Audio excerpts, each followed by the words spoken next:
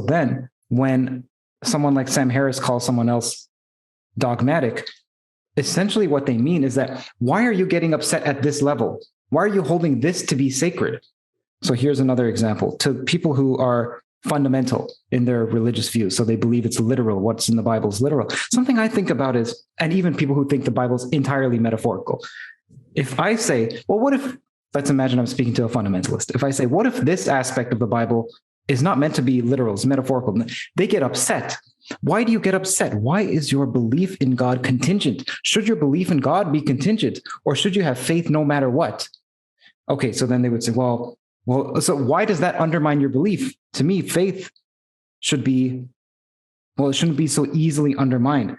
And so in some sense, it's as if they're saying, here is my God, instead of at the top level. Well, here, what? Oh, yeah, they are. Well, here, okay. Well, so let's dig into that a little bit. That's a very good observation. Well, one of their unrecognized gods is literal, the phrase itself, because literal means real, and it means ultimately real. But literal doesn't mean real or ultimately real necessarily. Like literal is really, like, what does a Dostoevsky novel literally mean? Well, nothing. Well, none of it's true. It didn't happen. Or did it? Or did it really happen? Like at a meta level? Well, that's where great novels happen, is at a meta level.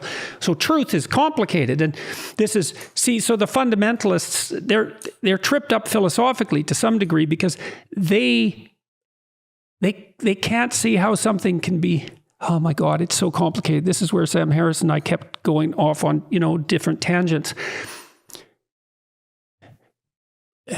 They don't know what they mean when they say literal. They equate literal with real. They equate real with material real.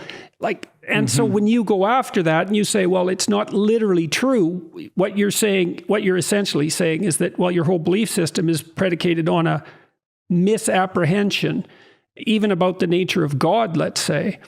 I mean, most religious traditions, or many religious traditions, insist that representing God in a concrete manner is actually an error. The Taoists are not very happy with that idea. The Muslims certainly aren't. The Orthodox Christians many of them really don't like to represent God the Father in their iconography. And part of the reason for that is that you shouldn't concretize the absolute. It's dangerous. Now, it's a problem, because if you don't concretize it, you can't act it out. So there's a tension. But, when people ask me if I believe in God, and I always think, well, there's a whole bunch of assumptions in that question that you want me to swallow so that you can categorize my answer according to your pre-existent schemas. And that isn't an answer they like. But it's an equation, right? Is God real? God real. Well, what do you mean by real? Right. Well, you know what I mean. No, I don't. No, do you mean real like a table? Well, do you mean real like the real table? They don't know. They just think they know. It's just like the helicopter issue. It's like, do you mean the table? Do you mean the table you know? Do you mean your table? Do you mean tables in general as real? Do they have to have 4 legs? Do they have to have a hard top? Like, what are we talking about when we mean real? Do we mean objectively real, like a table? Well, God isn't like a table. Well, then he isn't real. It's like, okay, well, have it your way, if that's as far as your thinking goes.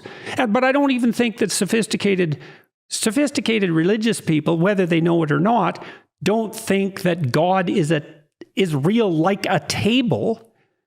And as you already pointed out with your discussion about your cup, even what exactly constitutes a table is subject to great. So it's not obvious. Look, one of the most impressive thinkers I ever encountered in the field of perception wrote this book called An Ecological Approach to Visual Perception. And he would say that a table is a, I always forget his name. It's an ecological approach to visual perception. Gibson, yes. Okay, so when you see a table, do you see a flat surface with 4 legs? Or do you see a sitting down to eat place? And the answer is you see a sitting down to eat place, and there are objects that slot into that category. That's the answer. It's not the other way around. You don't see the material object, which is self-evident, and infer the function. Now, it might be a combination of those two things as well, but it doesn't matter. The functional element of it has a certain perceptual primacy. And I'll give you a kind of a nifty example of this. There is a neurological condition called utilization behavior, which accompanies prefrontal damage.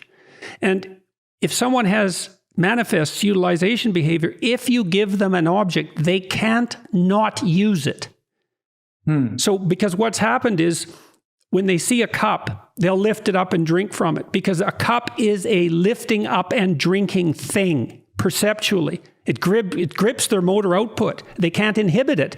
But the fact that they have to inhibit it shows how low level the functional perception is, right? And and that's part of what I was trying to lay out with Harris, is that, the idea that the most real is the objective doesn't seem to be true for our perceptions. And then that tangles us up scientifically, right? Because if our perceptions evolved and we evolved to adapt to reality, and we don't see objects as the fundamental perceptual reality, then what does that say about reality? And that's not, the answer to that question is not bloody obvious. Well, that's another question I hope that I can get to with Dawkins, and maybe he knows something that I don't. God, I hope so.